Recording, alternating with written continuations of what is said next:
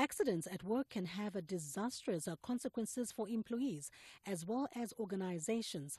It is of utmost importance to ensure health and safety of workers and compliance to health and safety legislation. Aviation, mining, agriculture, transportation, and the construction industries are among some of the most dangerous occupations, with more occupational fatalities than any other sector. A warm welcome to the Alice Makaya Show. Today we're going to be discussing occupational health and safety with our resident Dr. Vivek Solanki and Dr. Dingani Moyo. And we'll also be looking at aviation medicine. A warm welcome to the Alice Makaya Show. Thank you. So Dr. Moyo, what is occupational health and safety? Occupational health and safety refers to the promotion and maintenance of the highest degree of physical, mental, and social well-being of workers in all occupations. There are no selective occupations, but it's all occupations that are involved in occupational health and safety. And what is an occupational disease, Doc? Occupational disease is whereby a worker or an employee or an individual is exposed to certain hazards relating to his work, be it noise, be it dust, be it bright light, be it heat, cold, all these things that affect his condition. Yeah. So occupational diseases, basically these arise out of and during the course of one's employment. So such diseases would then be termed as occupational diseases. And how developed is the practice of occupational health and safety? Basically, the practice of occupational health and safety is poorly developed, even in the developed world, where you tend to find that less than 15% of the world's population has got access to occupational health and safety. So that even goes for developing countries where access is greatly constrained. And Doc, is there a legislation governing health and safety at the workplace? Yes, actually in Zimbabwe we are one of the few countries that we have in our constitution protecting the workers and relating to their health and safety. Absolutely. In fact, there are some acts that are in place as well for this. Yes, we've got the National Occupational Health and Safety Policy and the statutory instrument 68 of 1990, as well as the Factories and Works Act, and also the Pneumoconiosis Act. All those pieces of legislation, they govern the practice of occupational health and safety in Zimbabwe. And Doc, what would you say are some of the hazards at the workplace? Now, depending on the environment that you're working in, remember, I mean, most occupations have some sort of hazards, from an office worker to the extreme of a miner, right? You find that office workers are exposed to maybe the guy's working with his headphones, exposed to loud noise, he's working with a computer all the time, so his posture is going to affect him, you end up with the neck pain, backaches. People that are working solely on laptops or computers also become isolated from other persons and interactions, and you find a lot of them have stress or have suffer from depression as well. You find in the mining industry people are working in noisy environments with high vibrations, exposed to dust, right? You have in aviation industry people are working at high altitudes with inherent risks there, and people working on cranes, again. So depending on the working environment where they are, for the agricultural people as well, where pesticides are involved, there's poisoning, and relating to this kind of hazards. Yeah, basically you tend to find that, like what Dr. Solanki has said, is that there are 5 categories which he has enlisted: your chemical hazards, your physical hazards, economic hazards, psychosocial hazards, issues of stress.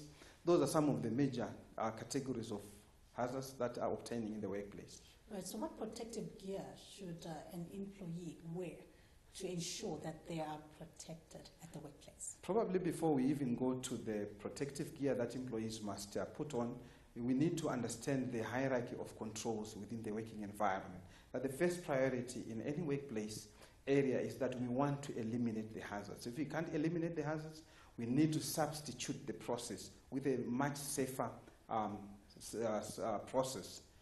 Then there are issues of engineering controls or administrative controls. Then lastly on the list, that is where we have got this personal protective equipment. So in occupational health and safety, we tend to emphasize on that hierarchy of controls, where your personal protective equipment, basically they come last, but it will include issues like your overalls, your safety shoes, respiratory protective equipment, and also your hearing protective devices, your earplugs, your ear muffs. That's the whole array of personal protective equipment within the working space. Right, Doc, what should the employers do just to ensure that the work environment is safe? I think the employer's responsibility is first to provide a safe environment.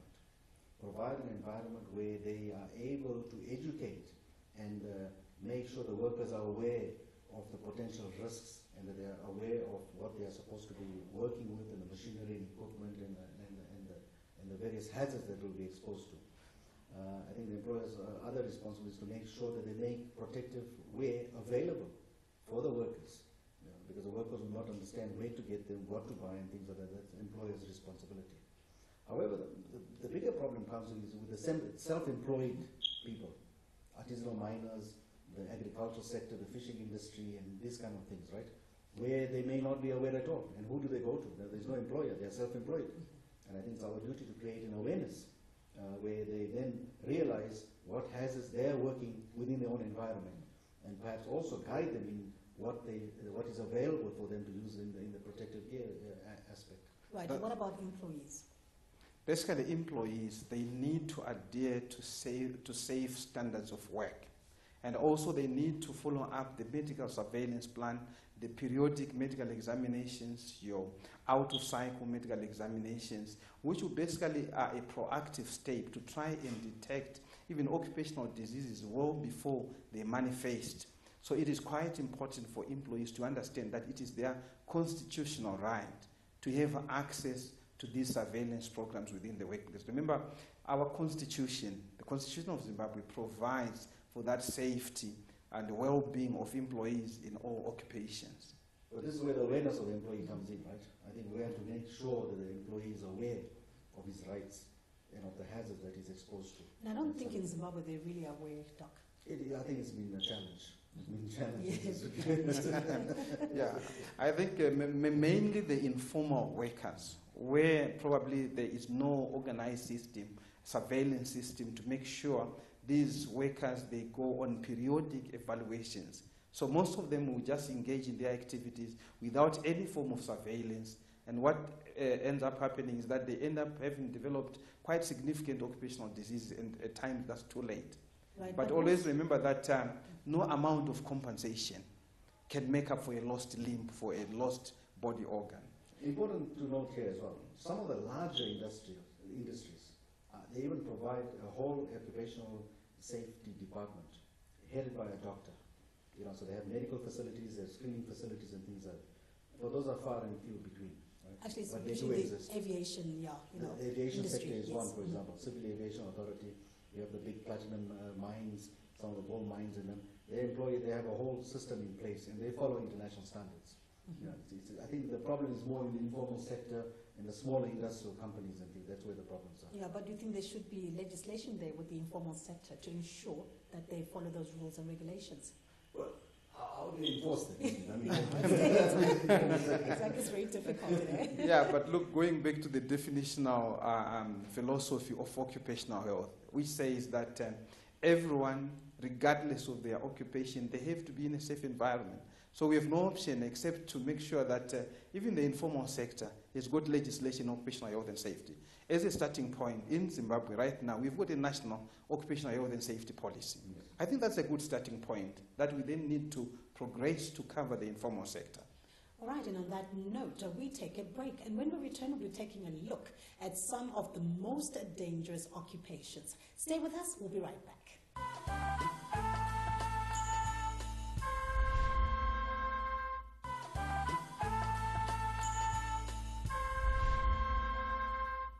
Welcome back. You're still watching the Alice Makaya Show, and thank you for staying with us.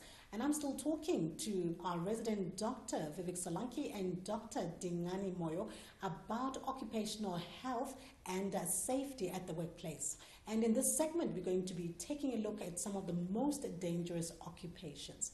Doc, what are the most dangerous occupations? I think there's quite a few in this, right? I mean, we're looking at the health sector, we're looking at the mining industry, we're looking at the agriculture industry, we're looking at the construction industry. These are the different sectors where the risks are quite high. Right. So in a way, you tend to find that it cuts across all professions or occupations generally. Right, so let's start with mining. What are the risks and hazards that are associated with mining? The main problems that are obtaining in terms of the mining sector, you've got noise, resulting in noise-induced hearing loss. It's one of the most commonest problems within the mining sector. You also get issues of exposure to dust, particularly silica dust. And these workers end up with occupational lung diseases. And particularly if you are working in a gold mine, you end up with what we call silicosis. If you are working in an asbestos mine, you are likely to get asbestosis. And those that are exposed to coal, they'll get the coal workers' pneumoconiosis. So those are some of the major issues. And also you tend to find that musculoskeletal disorders, which are more of in the class of ergonomic hazards, they are quite prevalent in the mines. Lots of people complain of lower back aches, neck pains, shoulder pains, etc., which basically result either from working in sustained awkward postures or being exposed to repetitive motions in terms of their limbs, etc. So it's quite a lot that happens within the mining sector. Chemicals, for instance, exposure to lead, to mercury, etc. That also constitutes quite a significant hazard within the mining sector. In the health sector as well, the exposure to needle stick injuries, lacerations from scalpels and things like that, from infected patients and that. We're talking about HIV, we're talking about hepatitis, and these kind of things are hazards in the health sector as well. Right, and how are your health practitioners are protected from such hazards? Well, one, I think first of all we create an awareness, right, to the workers who are exposed to these kind of things, wearing of gloves, being careful. But can a glove protect you from a needle pricking you? Well, not from a needle pricking you, but at least if there's a splash of blood and things like that, you'll be protected, right? And with the needle pricks, actually, we make sure that the nurses are careful, they're not rushing around, that the protective covers are put on. There are special bins for sharps and things like that. They are disposed of correctly. However, despite of this, and creating awareness, education, protective wear, you still find some accidents do happen. The needle stick injuries still up to today take place. But you see, this tends to be quite a huge global problem in terms of healthcare workers. It's one of those professions that has been overlooked in terms of occupational health and safety.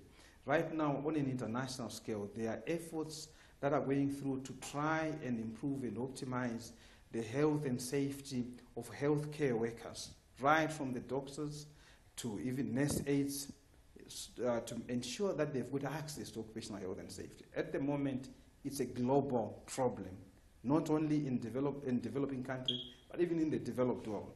There are a lot of efforts that are going through, but some of those issues that have been mentioned, they are quite significant and very important in terms of protecting the health and safety of healthcare workers. In fact, Dr. Moyo mentioned, remember you were saying that we are doing awkward positions, lifting of weights and things like that. Again, nurses, doctors, paramedics are involved in moving patients around. If a patient falls, you lift them up.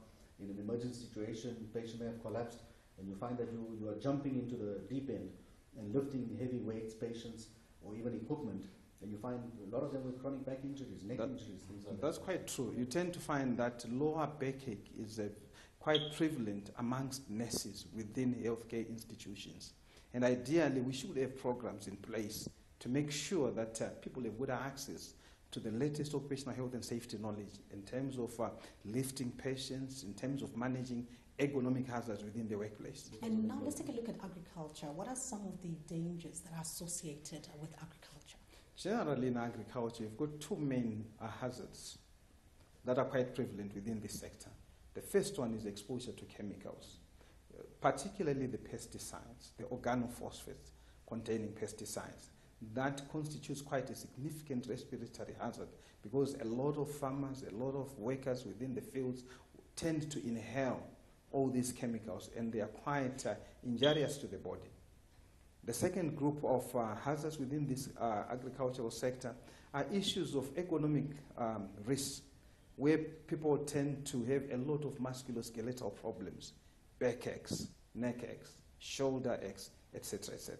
And Doc, we did touch on mine. What about the artisanal mines? I'm glad you brought that up because I think majority of our people that are exposed to these hazards are actually artisanal miners, the self-employed miners, self-employed agricultural workers and things like that. Now, how do we make sure that they are made aware of the hazards that they are facing? Not all of them are aware of the potential problems that they have, right? I mean, we're talking about the caves that they dig and expose themselves, the chemicals that they use, the mercury, the cyanide to extract the gold and what have you. The agriculture workers that are exposed to chemicals and things like that. You know, if they're not working in the formal sector and they're self-employed, are they aware of the dangers? They may just have heard about it and they don't know. They know they're supposed to protect themselves. They may not be fully aware of how to do that or where to access these things, right? Yeah, that's quite true. It's particularly this group is exposed to mercury, and which is used in the extraction of gold. And unfortunately, mercury has got quite a lot of side effects or ill effects, so to speak. You tend to find that mercury basically will affect the brain. You end up with people who have got a memory loss or a reduced IQ. Then you can imagine if you've got a whole population of people with memory losses, etc. So it's quite important for these small-scale gold miners to have access to occupational health and safety, health promotion activities, regular medical surveillance. Those have to be instituted to make sure that we avert having a population which will have all these neurological effects. The other problem is these are chronic effects, isn't it? Exposure to mercury and it's not something that you're exposed to today and tomorrow you're going to have signs. This takes a few years to develop, and that becomes a challenge. Quite true, because it also affects the unborn child. These days we've got a number of people, even women, they engage in these gold extraction activities, and that poses a risk to the unborn child. Right, and lastly, construction sites, what are the hazards associated with that? Now, some of the major hazards within the construction sites include especially falls from heights, exposure to chemicals, your cement, your paints, etc. Those are some of the main issues that affect people within the construction site. And on that note, we take a break. And when we return, we'll be talking about aviation medicine. Stay tuned, we'll be right back.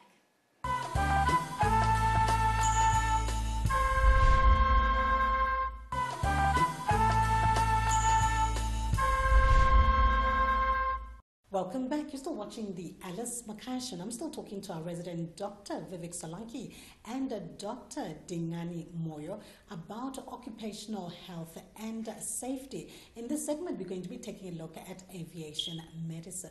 Well, Doc, what is aviation medicine? Aviation medicine is a practice of medicine relating to people in the aviation industry. We're talking about pilots, cabin crew, air traffic controllers, and people relating to aircrafts. And that includes, if I may add, also people traveling to space, right? It includes also people that are involved. Latest thing is, of course, drones. Drone operators have also been drawn into the aviation medical sector. They're susceptible to, in terms of under which conditions? Well, first of all, I think we have to look at the environment at which they work. They work in a very confined environment under high pressure at 37,000 feet with not adequate oxygenation. Oxygen levels in the aircraft there is not the same as at the ground level. You know, the aircrafts are pressurized at 10,000 feet, right? And so even if you're flying at 37,000 feet, it's pressurized at 10,000 feet. Now, it affects your hydration. Are you asthmatic? Do you have any respiratory problems? Have you got a cardiac problem? Have you got blood pressure? Are you prone to thrombosis? Or medications that you are taking? Have you had recent operations? So all these factors come into play for the aircraft, not only the aircraft operators, the pilots, the cabin crew, but also the passengers. So how does altitude affect our bodies? High altitude, less oxygenation, decrease oxygenation in your system, decrease circulation. You can also alter the state of your mind. If you've got any psychiatric or psychosocial disorders, they can be exacerbated. Medications that you are taking can affect the way you behave or talk or breathe and function. There's quite a few aspects to that, yes. So that makes it quite important to look at people with, say, respiratory conditions or breathing problems to say. Absolutely, and that's why as aviation practitioners, we make sure during the medicals, whether it's annual medical or 6-monthly medical, that we check the lung function tests, we do ECGs on them, we do hearing tests on them, and give them general examinations to make sure that they are at the peak of their health. Right, so if they go for their medical examinations, yes. If they don't qualify medically, then they can't fly. They cannot fly. Or it depends on the level of the medical condition, of course. Some medical conditions can be controlled, so we just suspend them from flight until they stabilize on the medication or they get cured of the ailment, and then they are recertified to fly again. But there are stringent measures which the Civil Aviation Authority of Zimbabwe follow according to international standards that are set down by ICAO. Right. So what are some of the medical conditions that will not enable, a flight attendant or a pilot to actually perform their duties airborne? If a pilot has had a heart attack, he'll be suspended from flying in the future. People with bad chronic asthma and any other lung disease, chronic lung disease, which up there with a decreased oxygenation will compromise his breathing. Pilots or cabin crew that have had a stroke or suffer from some chronic ailments. And may I point out, in fact, in the past we did not allow pilots, cabin crew with HIV to fly. But now, with the improved medication and becoming a chronic illness, we allow the flight crew to be HIV positive, stable on treatment, and they're flying. Right. And it also includes issues like poor visual capacity is also an important issue to consider that will restrict them from flying. Issues of other conditions like epilepsy, your insulin-dependent diabetics, Yes. those will basically be excluded, particularly from flying commercial aircraft. Also, people with psychosocial disorders, right? I mean, depressed pilots. Or even stress. Yeah, Stress, yes, depressed pilots, very dangerous. Mentally loose pilots is quite dangerous. Yeah, you don't want people like that flying a plane. And we've had examples of this where our neighboring country's air fleet was wiped out by a pilot that was depressed. We've had recently an air crash that a pilot crashed an entire aircraft with 200 passengers behind him into the Alps. Doc, when someone is embarking on a long journey, what sort of precautions should they take? Now, first of all, depending, do they have any chronic ailments? Are they sick? Are they going for medical treatment? Do they have any pre-existing conditions? The elderly, the very young. I would advise such travelers to go and visit the doctor. Go and see your doctor, explain to them you are going on a journey and that, and the doctor will then assess the potential risks or hazard that they may face. Mm-hmm. So generally, a pre-travel health consultation becomes quite important. Yes, absolutely. That's crucial. Right, and also if you're going to maybe places that are infested, with perhaps, the Zika virus or... Oh, that's important, right? With the Olympics coming up and people traveling to Zika virus exposure in South America. But besides, it's closer to home is yellow fever, right? Angola, the outbreak in Angola, Congo, and what have you, which is a bigger danger for us getting exposed to this outbreak. Right. So they'll have to be vaccinated before they They'll have to be vaccinated, yes. So timeous, information gathering to see what are the hazards up front where we're going. I mean, talking about Hong Kong, there was SARS for there was the avian flu outbreak, and people avoided traveling there completely. But mind you, they didn't go to the doctor's advice. They just listened to the media. That was enough. Right. And for passengers, what exercises can they do when they're on the plane? Basically, one of the recommended issues, if you're on a long-haul flight, is that probably every hour or so, you should be able to stand up, move around the flight, or even start doing static exercises within your seat, where you stretch or you tense your muscles for a period of time, say 10-15 minutes every hour or so. That should help you in terms of preventing the development of DVT, deep vein thrombosis. Also adequate hydration, and I'm talking about drinking a lot of water. Avoid alcohol, coffee, teas, things like that, anything that will dehydrate you. Don't overeat, right? So all these things also help you with good circulation and maintaining your health. Absolutely, yeah. Because they say with alcohol, if you drink, say, 1 glass of wine when you're airborne, the effects are twice as much as when you drink, wine when you're at home. That's correct. But there's also this other adage, isn't it? If a man drinks 1 glass of wine, it's as good as 2. And if a woman drinks a glass of wine, it's maybe 3 or 4. All right. And Doc, lastly, what is your advice on the safety and health of employees at the workplace? I think it's multifold. One thing is employers have the obligation to educate and make the staff aware, provide a safe environment for them to work in, provide the safety gear for them to wear to protect themselves. The other aspect is duty of ourselves and the ministry and things like that is to create awareness to the general public out there. Because health and safety is not only related to your home environment, to your work environment, but it's also related to your home environment. Chemical hazards, pesticides, things like that, drainage systems and what have you. Right? So create a generalized awareness and make facilities available where they can go and be educated and to impart the awareness, and whereby the safety gear is available for them to purchase. Right, and lastly, Dr. Moyo? Basically, I'll look at in terms of the employees themselves. Ideally, adherence to the laid down safety precautions is key. And also working towards a safety culture ensuring that at all times the employees are working within a proper safety space. That will be quite significant. All right, well, thank you so much for coming through to the Alice Makaya show. And today we were talking about occupational health and safety at the workplace. And as you heard for yourselves, it is important to create a culture of safety and a healthy environment. Well, thank you for watching the Alice Makaya show. And do join us again next week where we'll be tackling another health issue. Goodbye.